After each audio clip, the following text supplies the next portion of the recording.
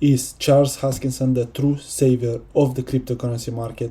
We are going to find out just now. In this video, we're going to find out which side of the crypto market is one of the pioneers.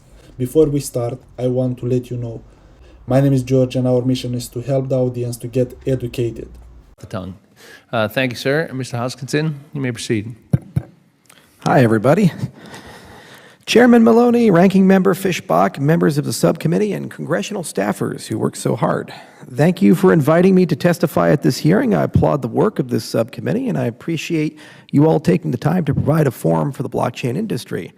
The blockchain industry has grown over the past decade from a small group of uncommercialized volunteer developers, and it was very small, believe me, to a trillion-dollar global economy encapsulating sophisticated engineering, scientific research, publicly traded companies, and millions of users.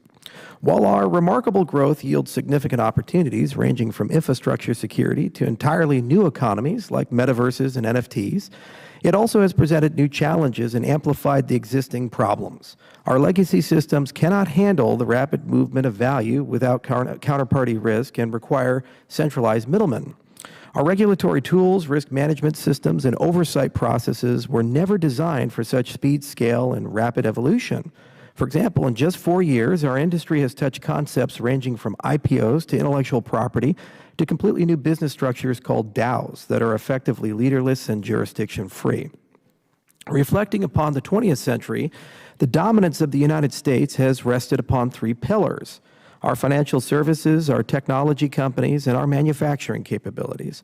These industries are rapidly transforming under the demands of globalization, increased competition, new technologies, and our desire to define ESG rules to ensure a sustainable, values-driven global economy. At our core, our industry's technology is about creating distributed ledgers to store information that needs to be transparent, auditable, time-stamped, and immutable. This process enables records of social and economic concerns to be reliable and programmable. For example, as a rancher, I have to deal with water rights, grazing leases, BLM land, and numerous other agreements, contracts, and economic events. Many of these are not digitized, nor are they shared in ways to provide emergent value to policymakers, regulators, and researchers. The consequences of this fragmentation and lack of digitization are a large amount of inefficiency, replication of work, and a lack of access for entrepreneurs and innovators who could build new products and services that would dramatically reduce costs and improve efficiency for all stakeholders. The power of blockchain technology is its universality and permissionless model for innovation. Our company, Input Output, has never had to pay a royalty, file a patent application, or acquire a license to pursue business in countries as diverse as Ethiopia to Mongolia. Thus, we have to understand that categories-based regulation that is segregated to the borders of a particular jurisdiction and relies upon centralized actors for reporting and disclosure is unlikely to be effective and, frankly, will inhibit regulation.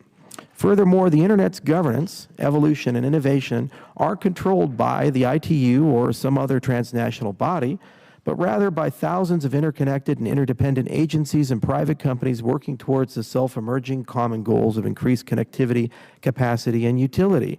If we are to discuss how to regulate our industry, protect consumers, and align growth with the realities of modern society, then we ought to have the humility to admit innovation makes specifics difficult.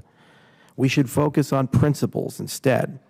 Blockchains enable the liquidity of value, thought, and commerce at a scale and speed society has never enjoyed before.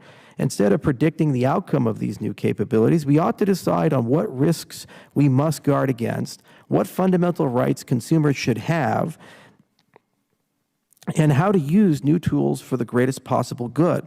It seems prudent to focus on concepts like measuring decentralization, information asymmetries, accessibility of data, and access rather than arguing about jurisdictional bodies or asset categorization.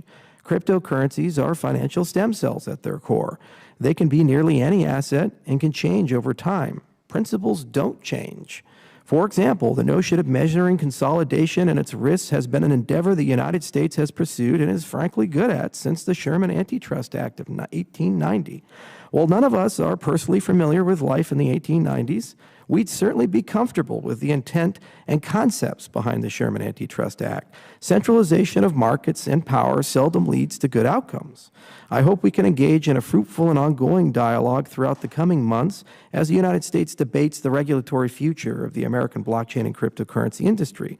Like the prior Congresses in the 1990s discussing the regulatory framework for the Internet that led to the rise of trillion-dollar companies, I believe this Congress can achieve great results by working with our industry in a principles-based legislative approach and leveraging our capabilities to innovate and adapt. Thank you all for your time, and I look forward to your questions. Thank you, Mr. Hoskinson. At this time, members will be recognized for questions in order of seniority, alternating between majority and minority members. Despite of the crash into the crypto markets right now, I believe this is the time where the innovation is happening. If you like my content, don't hesitate to smash up the like button, subscribe, and share it with your friends and family through social media.